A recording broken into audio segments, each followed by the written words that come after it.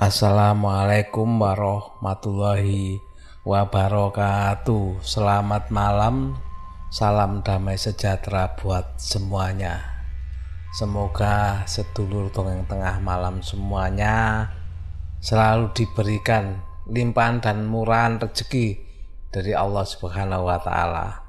Selalu dimudahkan dan dilancarkan segala apa yang dijalankan, segala apa yang dilakukan. Dan juga semoga selalu diberikan kesehatan, dijauhkan dari semua malapahaya atau malapetaka. Dan yang sakit semoga segera diberikan kesembuhan, amin. Untuk kali ini saya akan membawakan kiriman cerita. Beliau ini sudah lama gak kirim cerita, berapa bulan ya, cukup lama lah. Biasa saya panggil Mbak Dita karena nggak mau disebutkan nama aslinya ya. Tapi kalau boleh disebutkan nama aslinya, monggo dikomentari atau DM ke Dongeng Tengah Malam ya, Mbak Dita, yang biasa saya panggil Mbak Dita. Beliau ini banyak kirim cerita, salah satunya cerita Sasa, ada Arum Dalu, dan masih banyak lagi lah. Terima kasih Mbak Dita, ditunggu lagi selalu ceritanya. Mbak Dita kali ini ingin menceritakan pengalaman yang dialami dari anak tetangganya, cerita mistis yang dialami tetangganya atau anaknya dari tetangga Mbak Dita ini. Tapi seperti biasa sebelum ke cerita ya, bagi sedulurku semuanya yang belum subscribe Dongeng Tengah Malam, monggo di subscribe dulu Dongeng Tengah Malam, jangan lupa klik like-nya dan berikan komentar untuk Pak D. Dan yang di Spotify jangan lupa ya, follow Dongeng Tengah Malam supaya tetap bisa mengikuti cerita terbaru dari Pak D Alvan. Baik, kita langsung ke ceritanya ya, yang dialami anak dari tetangga Mbak Dita ini. Beliau ingin menceritakan pengalaman mistis yang dialami anak tetangganya yang bernama Reta, gadis kecil yang berumur 11 tahun. Berawal dari Reta yang sering main ke rumahnya Mbak Dita ya, dan bercerita tentang apa yang dialaminya kepada Mbak Dita. Makanya Mbak Dita ingin menyampaikan beberapa peristiwa yang menurut Mbak Dita itu yang menonjol dari cerita Reta ini. Jadi saat usia 4 tahun, Reta ini pernah diajak jalan-jalan sama papanya lewat pemakaman Cina selepas maghrib. Lah pada waktu lewat itu, tiba-tiba Reta ini katanya itu disapa anak-anak kecil sekitar 5-6 anak lah, yang perawakannya itu seperti biksu. Jadi kalau digambarkan itu ya, kepalanya botak dan berbalut kain orange. Lah, Reta ini sama anak-anak kecil tersebut itu mau diajak main. Tapi Retanya nggak mau, sambil menggeleng-gelengkan kepalanya. Otomatis papanya kan heran melihat kok Reta ini menggeleng-gelengkan kepalanya seperti ada komunikasi gitu loh. Padahal di situ papanya itu ngelihat bahwa nggak ada yang mengajak Reta komunikasi itu. Karena penasaran, papanya ini kan heran gitu loh. Kok anak ini seperti ada yang alawan bicara atau ada yang mengajak dia mau menyampaikan sesuatu atau apa. Tapi Reta ini jelas dari kelihatan logatnya ya, itu geleng-gelengan kepala seperti nggak mau gitu loh. Akhirnya papanya bukan nanya sama Reta, "Kamu kenapa dek, kok geleng-geleng kepala?" Dan Reta pun langsung menjawab, "Itu pak, diajak main sama anak-anak." "Mana?" kata papanya. "Gak ada, gak lihat ada anak-anak itu." "Ayo istighfar dek, astagfirullah," sahut papanya sambil memeluk Reta, karena kan khawatir gitu loh. Padahal jelas-jelas gak ada siapa-siapa, kok Reta ini katanya ada yang mau ngajak main. Ya otomatis papanya merinding lah. Oh nggak ada siapa-siapa lagi. Apalagi ini kan lagi jalan di daerah pemakaman. Dan papanya pun segera mengajak cepat-cepat meninggalkan daerah tersebut. Khawatirnya terjadi apa-apa dengan Reta anaknya ini. Itu kejadian Reta pada waktu usia sekitar 4 tahunan. Saat usia 7 tahun, keluarganya Reta ini kan pindah rumah ke kota lain. Tepatnya ini disebutkan kotanya di sini ya, di kota Sidoarjo. Semua berjalan normal-normal saja pada waktu pindah itu. Sampai sekitar seminggu kemudian Reta dan keluarganya ini menempati rumah barunya ya. Reta ini mengalami gangguan dari penunggu rumahnya, atau biasa disebut makhluk astral ya, atau makhluk dari sosok dari dunia lain lah. Jadi kejadiannya saat malam Reta itu kan ketiduran di sofa di ruang tamu. Lah saat tengah malam Reta ini terbangun. Dan pada waktu terbangun itu Reta ini melihat sosok anak kecil dari balik pintu kamar neneknya. Anaknya kecil kalau digambarkan ya berbadan transparan dengan muka rata dan tidak ada mata. Jadi wajahnya itu rata, nggak ada hidungnya atau mulutnya itu nggak ada, rata-rata katanya. Melihat sosok seperti itu otomatis bisa dibayangkan Reta kan jelas kaget. Kok ada sosok berbentuk seperti itu yang nggak pernah dilihat Reta sebelumnya. Dan seketika itu Reta langsung berlari menghambur masuk ke kamar mamanya dan langsung tidur di antara papa dan mamanya. Mengetahui itu otomatis mama papanya kan jadi terbangun, kaget kan, kok tiba-tiba Reta langsung nyelinap masuk di antara mereka. Selain itu mereka juga melihat Reta ini seperti ketakutan gitu loh. Melihat itu apalah mama papanya ini. Mungkin Reta ini lagi diganggu oleh apa yang dilihat yang tidak bisa dilihat orang lain. Makanya akhirnya Reta pun ditenangkan lah sama orang tuanya ini supaya apa? Supaya nggak terlalu takut dengan apa yang barusan dialaminya. Dihiburlah Reta ini supaya tenang dan mengajak Reta untuk tidur bersama-sama mereka supaya nggak takut Reta ini. Dan esok harinya pun Reta kelihatan tenang. Ya mungkin lupa lah ya setelah dihibur sama orang tuanya itu tadi. Tetapi beberapa hari kemudian saat hendak Reta mau tidur di malam hari, Reta ini kan tidurnya sekamar sama kakaknya. Reta tidur di tempat tidur susun bagian atas dan kakaknya itu di bagian bawah. Lah, saat Reta mulai memejamkan mata, tiba-tiba tempat tidurnya Reta itu terasa seperti digoyang-goyang atau bergoyang-goyang. Pada waktu itu Reta berpikir kakaknya sedang menggodanya. Makanya dia panggillah kakaknya. Kak.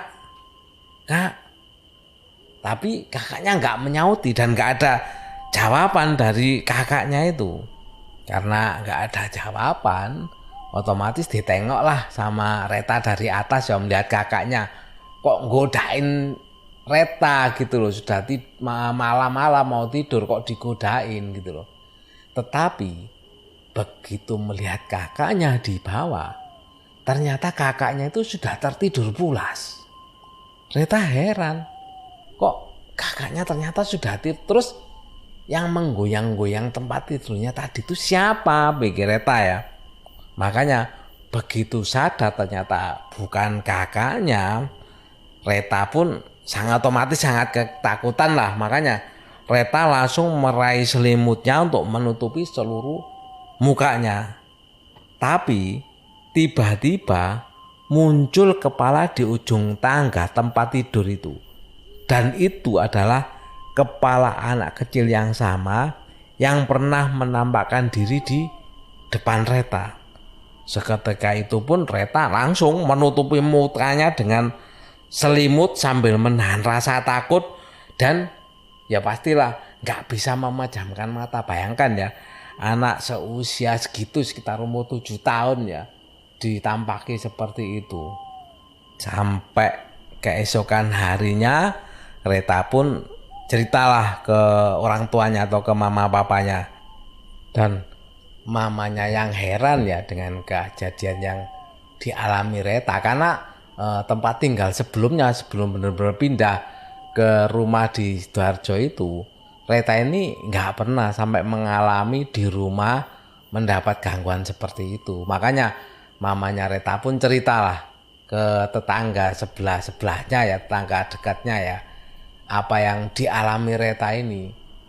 Barangkali mungkin saja yang tinggal di rumah itu sebelumnya, mungkin aja tetangganya tahu apa hanya beliau sendiri atau gimana gitu loh. Kok gangguan terhadap Reta ini semakin hari bukannya semakin tenang, kok semakin diganggu terus Reta ini. Dan benar saja, setelah mamanya Reta ini cerita ke tetangga sebelah rumah, ternyata menurut tetangganya itu sosok anak kecil itu adalah janin umur 8 tahun yang meninggal di kandungan ibunya sebelum dilahirkan dari pemilik rumah sebelumnya.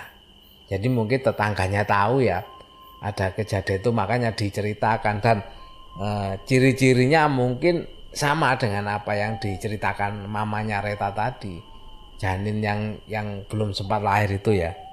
Mungkin aja sosok itu yang mengganggu Reta di rumah tersebut. Yang terakhir ini adalah kisah terakhir Reta ya, yang mengalami gangguan tuh sebelum akhirnya mata ketiga atau mata batinnya untuk bisa melihat sesuatu yang di luar kemampuan manusia normal biasa ya, itu ditutup oleh bos papanya Reta ini. Jadi ceritanya itu saat usia Reta ini 9 tahun, Reta ini kan diajak papanya itu sama mamanya ya, itu main ke rumah bosnya papanya. Lah kebetulan bos papanya itu orang yang mengerti tentang hal-hal seperti itu atau mengerti spiritual lah. Karena Reta ini semakin hari semakin sering melihat penampakan, tentu saja itu kan sangat mengganggu baik Reta sendiri ataupun orang tuanya kan khawatir gitu loh. Reta terus kok bisa melihat hal-hal seperti itu. Lah kejadiannya ini saat sampai di rumah bosnya papanya, begitu mau masuk pagar, Reta ini langsung ketakutan. Jadi nggak mau masuk gitu loh, dan minta untuk pulang. Karena melihat Reta ketakutan seperti itu, otomatis ditanyain lah sama papanya, kok sampai takut seperti itu. Setelah ditanyai, akhirnya ceritalah Reta sama orang tuanya. Katanya Reta ini melihat penampakan kubake ya di pohon di halaman rumah bosnya tersebut. Setelah menyampaikan apa yang dilihatnya, otomatis papanya juga melihat-lihat di pohon mangga tersebut, dan papanya nggak melihat apa-apa. Dan di situ kosong, hanya pohon saja semenglihatan papanya ini. Mana sih Dek, nggak ada apa-apa gitu loh, sambil menenangkan. Dan papanya ini memang mencoba menenangkan Reta supaya nggak ketakutan seperti itu. Dan Reta pun akhirnya sambil didekap ya untuk diajak masuk ke rumah bosnya tadi. Sampai di dalam rumah, Reta pun masih ketakutan. Sampai saking takutnya Reta ini kebetul pipis.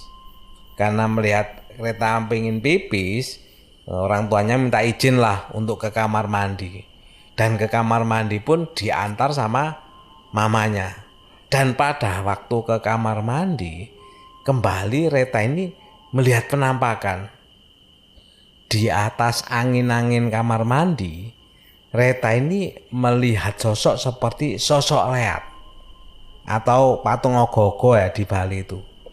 Jadi sosok itu lidahnya menjulur panjang dan meneteskan darah. Reta pun langsung menjerit memeluk mamanya karena saking takut dan kagetnya. Dan mamanya pun tetap berusaha menenangkan Reta ini supaya nggak takut dan jangan dilihat lagi lah. Pokoknya kalau memang melihat-lihat seperti itu. Ternyata nggak sampai di situ saja ya apa yang dialami Reta ini. Pada saat Reta dan mamanya ini menuju ke ruang tamu, kembali Reta ini melihat beberapa sosok anak kecil yang mengintip di bawah tangga di samping ruang makan. Sontak Rena pun karena saking ketakutannya, Reta pun menangis minta pulang.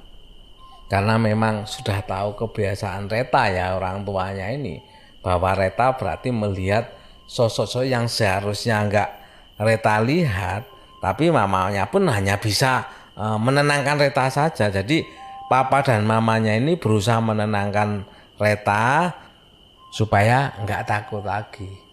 Melihat itu bosnya papanya pun akhirnya kasihan juga melihat Reta dengan kondisi yang ketakutan seperti, dan kejadian itu enggak sekali dua kali ya cerita orang tuanya menceritakan ke bosnya itu. Akhirnya bosnya papanya ini pun turun tangan menenangkan Reta dengan cara ya itu bosnya itu minta Reta supaya memegang tangannya. Saat Reta memegang tangan bosnya papanya itu, bukannya diem, Reta ini tambah menjadi nangisnya. Sudah, nggak apa-apa, jangan takut, jangan menafik.